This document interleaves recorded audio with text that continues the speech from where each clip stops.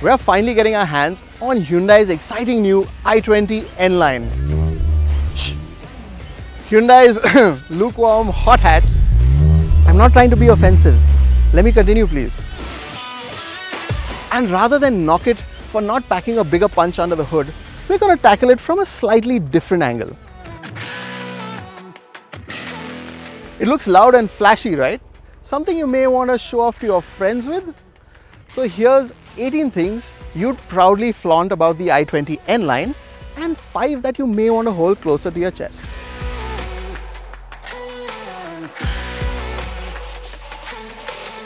So starting with the exterior bits, an exaggerated rear spoiler, 16-inch alloys design but still 16-inch, red accents both on the side skirts and on the front bumper, a new front bumper itself, and a new checkered flag grille.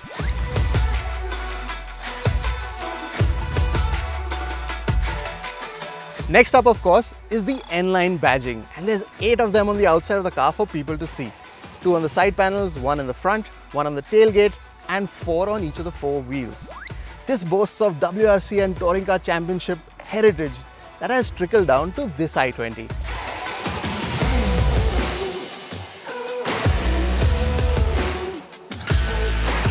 Next up are those twin tailpipes. They look quite nice, sound nice and throaty, but they're not that loud that they're going to mess with anyone's zen.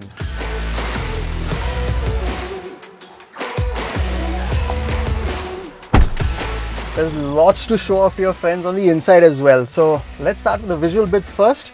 Lots of red accents everywhere on the AC controls, AC vents as well, and on both the doors. And this nice red piping on the seats as well. You also get N badging on the gear knob, the steering wheel, and on the seat cushions as well. You're also getting a few new bits here. So there's a whole new steering wheel with these nice large paddle shifts. That's for only the DCT car. Also the DCT and the IMT get new gear levers as well. Like before, there's a single pane sunroof, but this one has got a slight upgrade. So how can I help you? Open sunroof. Opening the sunroof. It's voice activated now. And that also works for the driver's side window as well. How can I help you? Open driver's side window. That IRVM looks the same, but now it's electronically dimming. Another new feature for this car. Now it's finally time to see how it drives. So let's start this experience with the DCT. Put into sport, at standstill, let's do a little launch.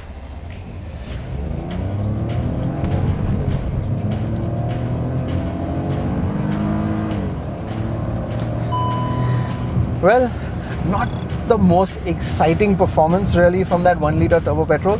It's not really slow. When we tested the standard turbo petrol, it was around about 11 seconds to 100 kmph. And since there are no mechanical changes to this, we're expecting it to be around in the same ballpark. Hyundai though are claiming 9.9 seconds to 100 km per hour with this. Where this engine really is nice to drive is in the mid-range, around 3000 to 4000 RPM. Throttle response is brilliant, and it's really nice both in the city and out on the highway for quick overtakes. It's just that when you get past 4500, 5000 RPM, that it starts to lose steam, and you're better off shifting up gears then.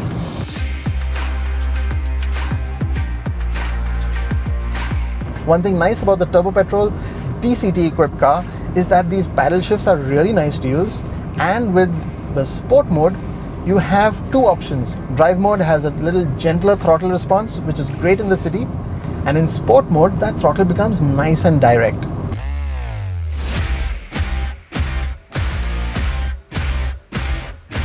And if you're just zipping around in the city, this car is still going to be quite a lot of fun.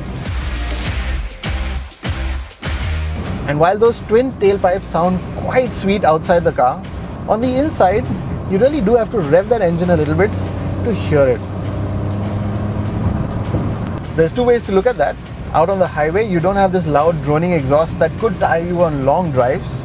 And still at city speeds, maybe when it's quiet outside, you've gone out for a night drive, just crank your windows down a little bit and enjoy that exhaust note.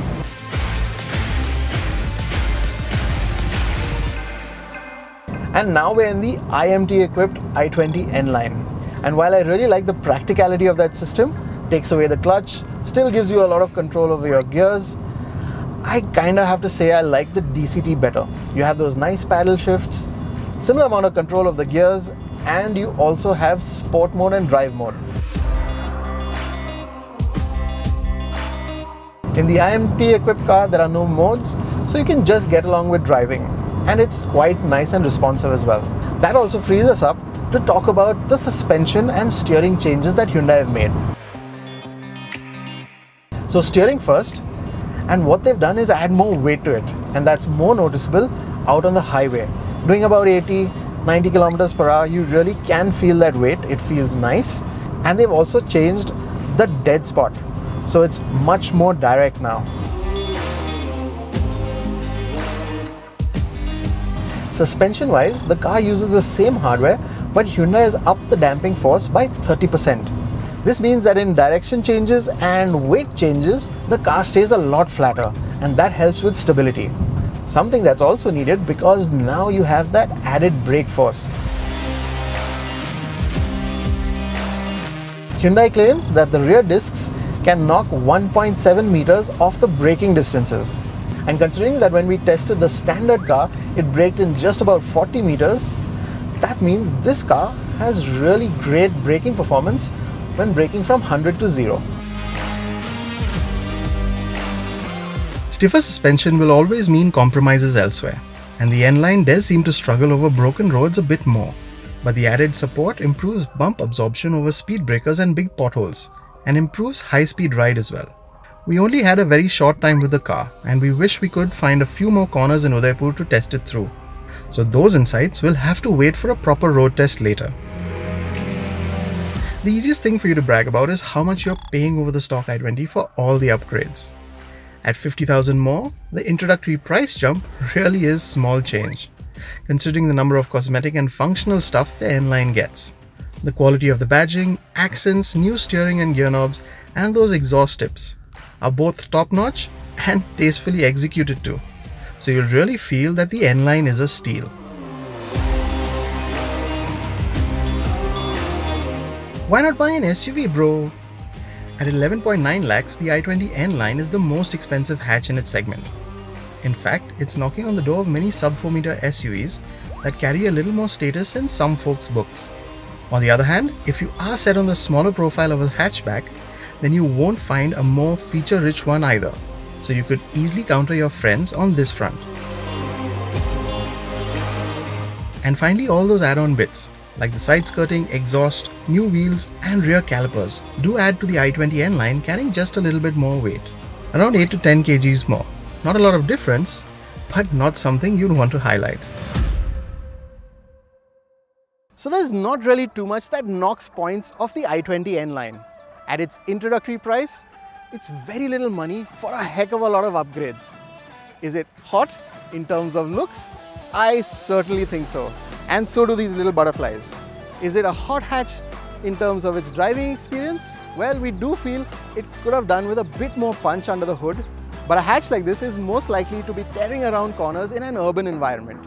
And in that scenario, it's still a pleasing driving experience. Petrol heads should know though, it's still not the quickest car in its segment. But if your eyes are set on an i20, then this is the enthusiast's pick.